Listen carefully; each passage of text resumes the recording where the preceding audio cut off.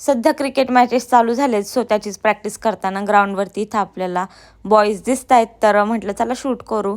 आणि नंतर मी घरी जाण्यासाठी निघालेली. सो मी थकलेली, त्याचप्रमाणे हे जिने पण खूप थकल्यासारखे वाटतात.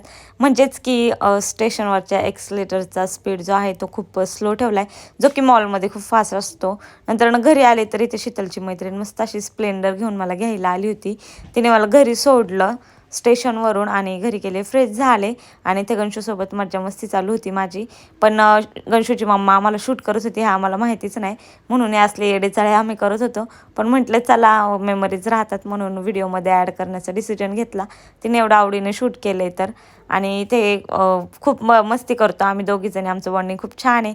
नंतर शीतलने मला नूडल्स दिले खायला. आणि कालचा जो बुद्धिबळाचा विषय राहिलेला, तर म्हटलं आज चला बघूनच घेऊ, कारण की गंशूचा मामा गंशूला शिकवत होता बुद्धिबळ कसं खेळायचं.